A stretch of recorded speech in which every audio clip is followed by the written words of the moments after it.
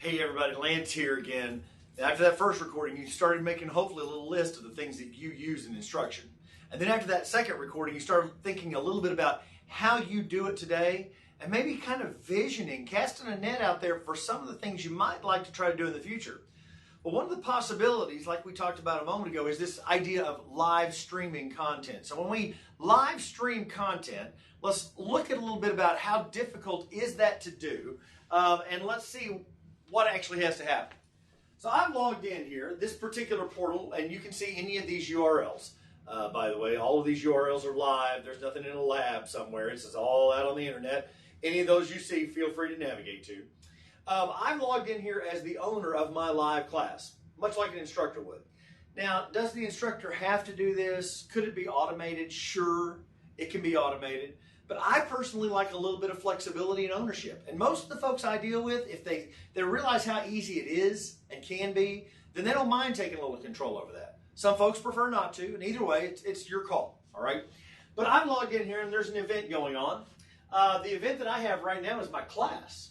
In fact, you're watching the recording.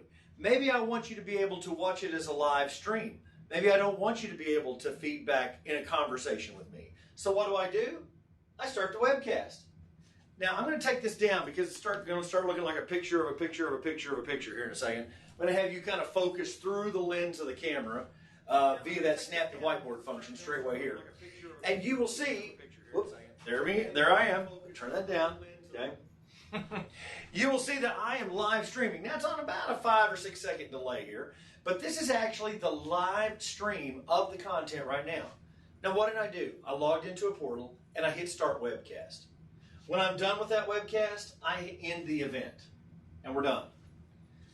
Now, I don't know how you've live streamed things in the past. I don't know how you've recorded and encapsulated teachable moments of class, but I will tell you this. Because of that ease of use feature right there, this is now the same tool we use to broadcast events. Maybe it's a sporting event. Maybe it's a graduation. Maybe it's a special speaker that we have on campus.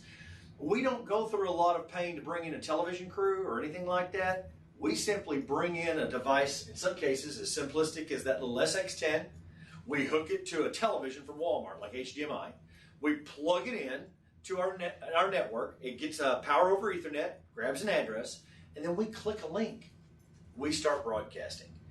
That's the power of putting the Cisco collaboration tool as the glue of your organizational entity. That's what we're talking about here. Now, I know some of you said we walk around. Some of you said maybe I've got remote students. All right, well, let's take a quick second and look at some of those things. Pull this up. I use a learning management system, and again, I'm not here to argue one learning management system over the other. Everybody has their own preference, all right?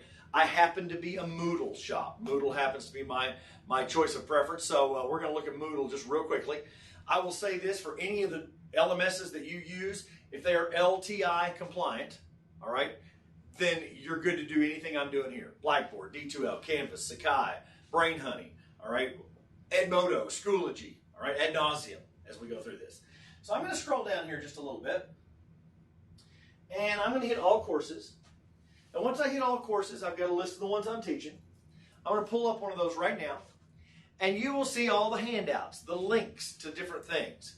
Now, if I have a student, or maybe some of you K-12ers, you have parent-teacher conferences going on.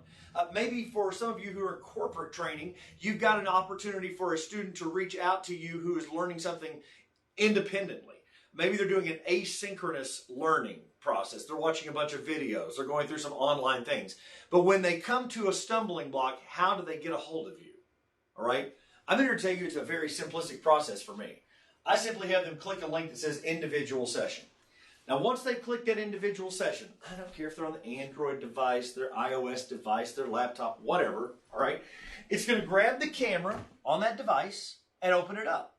Once it grabs that camera, then they are presented with the call button. Now, this is going to get a little funky, so hang with me. The student or remote participant, person needing help, is calling me for an individual session. They hit call, right? Now, when they hit call, immediately you heard things start to ring in my space. One of the things you hear is my laptop ringing in the background. One of the things you hear is my desktop phone ringing in the background. Another thing that you can't hear because it's on vibrate right now is my smartphone. So my cell phone has just now rung. I have picked it up as the instructor, as the person providing help on this device. Now, why did I pick it up here?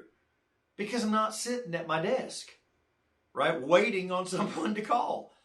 You guys are like me. You've all got lives and they're very busy and they're very full and they're very wonderful, but you want to be untethered from waiting on someone to call. Now, you may need to migrate back to your office space as a part of this, and when you migrate in there, you'll want to put them on hold, right?